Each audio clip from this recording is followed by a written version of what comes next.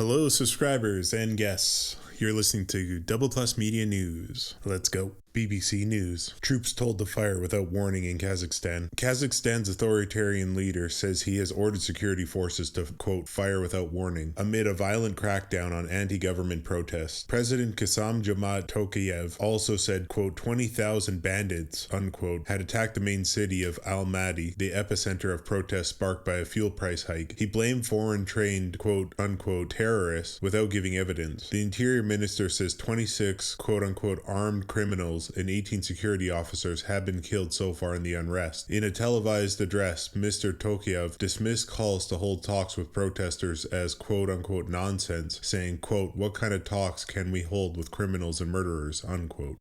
Commentary. Calling them 20,000 bandits, terrorists, over 40 people killed for protesting. For me, this gives me an insight into people being forced to live in poverty. At the same time, the citizens need to be accountable to their society. I will work to protect the right of peaceful protest where I can and when I can, and stand with you. JapanToday.com. Japan requests US-based curfews. Okinawa reports 981 virus cases. Japanese Foreign Minister Yoshimasa Hayashi on Thursday asked US Secretary of State Antony Blinken to impose curfew on US bases in Japan following a recent surge of coronavirus infections among American military personnel. Hayashi told reporters after phone talks with the US counterpart that he requested that the United States take thorough measures to prevent the virus from spreading further to address growing fears among local residents around U.S. bases. Commentary. Essentially, Japan asked U.S. military to stay on their base when they are sick, and the U.S. said, okay. Japan Today, is this a story?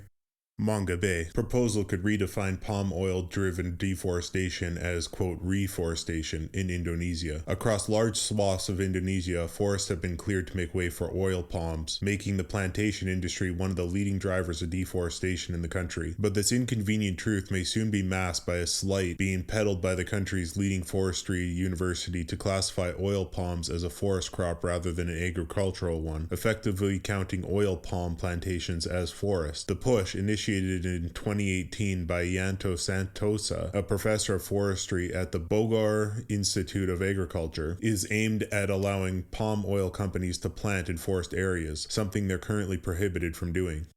Commentary. This is interesting. Sorry about the butchered pronunciation. Again, from a distance, I feel the best course of action for myself is to be cognizant about palm oil production and vote with my dollars, alongside sharing my cognition with others.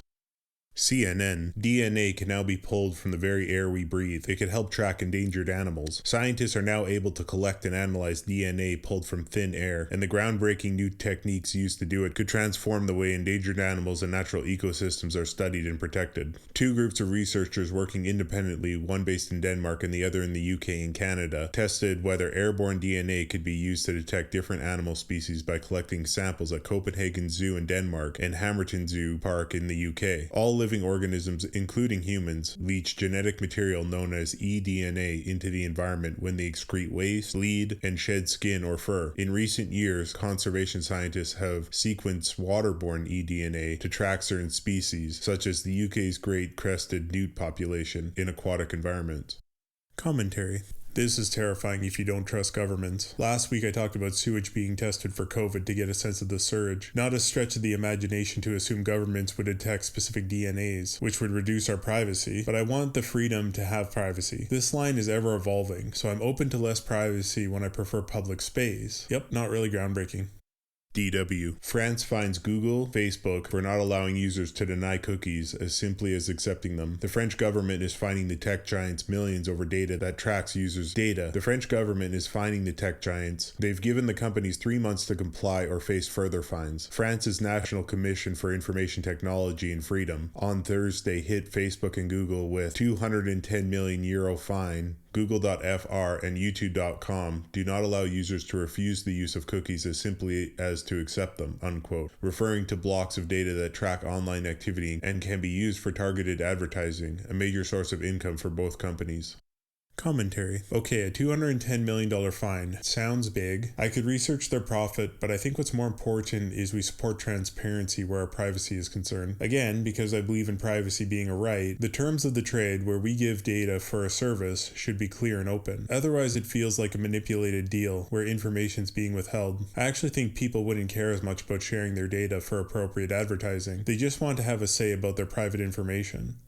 CBC. Infiltrator wanted to quote-unquote kneecap a violent neo-Nazi group 6 days before Canadian combat military engineer Patrick Matthews was arrested by the FBI in January 2020. He was offering military training to members of a neo-Nazi group. On recordings made by an anti-fascist activist who infiltrated the base, Matthews can be heard discussing how he would conduct a paramilitary training event in Michigan, teaching members of the organization skills he had learned in the Canadian Army. He offered to coach members in guerrilla warfare, reconnaissance patrols, and how to use terrain so they can maximize their impact, unquote.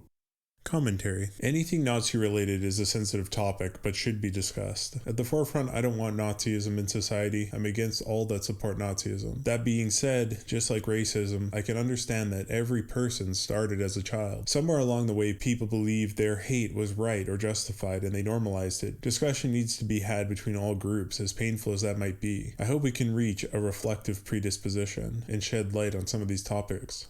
CNN. Pets' welfare will be considered in divorce battles in Spain. Spain will consider a pet's welfare when couples divorce or break up from Wednesday, in a legal shift that strengthens the case for couples obtaining shared custody of their animals. The decision follows similar moves in France and Portugal and obliges judges to consider pets as sentient beings rather than objects owned by one or the other partner, a trend that was already underway before the law was passed.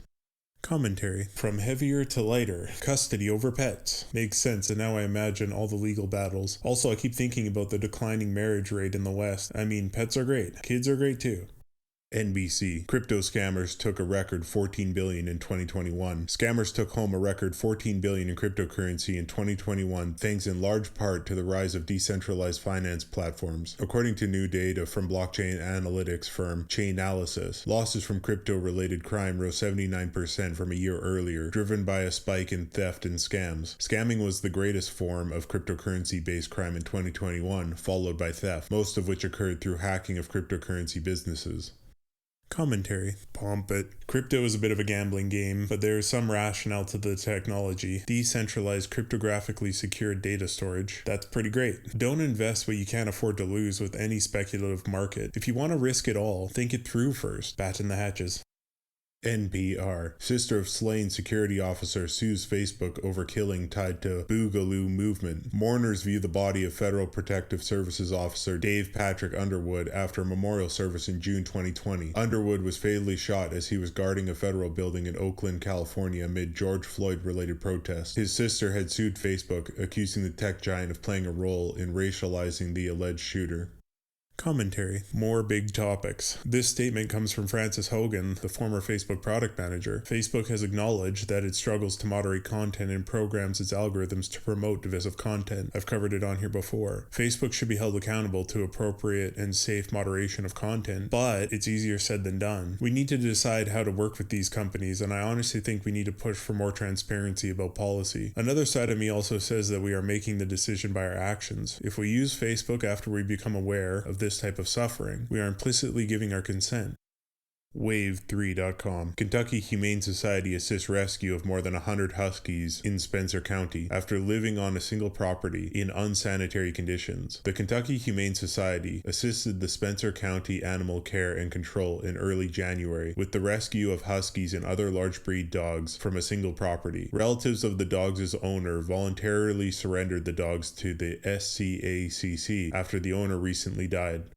Commentary. Huskies! 100 Huskies pulling a dog sled, each one a sentient being with a unique personality. Dogsanality.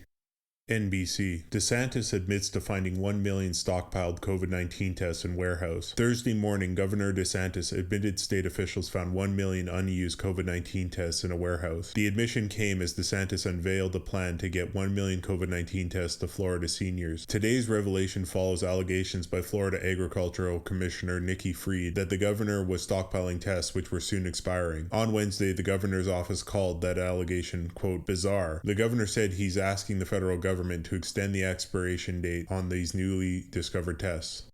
Commentary. Though I like Florida, there is definitely room for improvement here. Though testing for something that can change every 2 days feels pointless, so you need more testing to feel safe. Then shouldn't you pay for that? Or should I pay for that because I want my fellow citizen to feel safe? I mean, ultimately, that is what I want, and I hope that you will hear me when I say that I want to feel more freedom in my life, and I'm open to discussing the middle ground.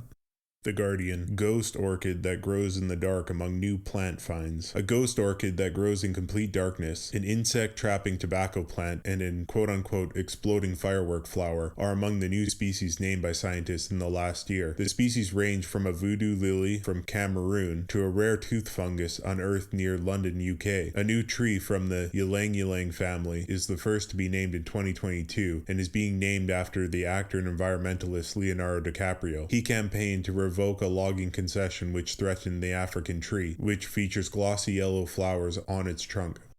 Commentary. Okay, let's try to find photos of these. Ghost orchid, exploding firework flower, voodoo lily, tooth fungus, ylang ylang, Leonardo DiCaprio. I'm glad he's protecting trees.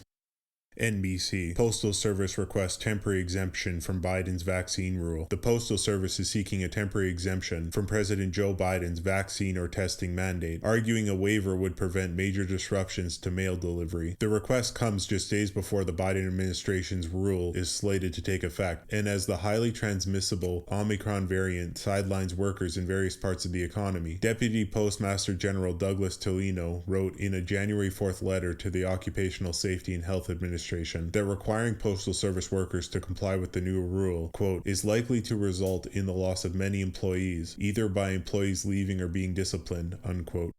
Commentary. Okay, vaccine mandates. My biggest beef with this is the natural immunity disappearance. Studies have shown that natural immunity is a thing. It needs to be mentioned with any discussion about immunity passport. It's a thing. Also, mandates have costs, and we should always be challenging our assumptions. Thanks for listening, and a double plus thanks for likes, comments, and subscribers.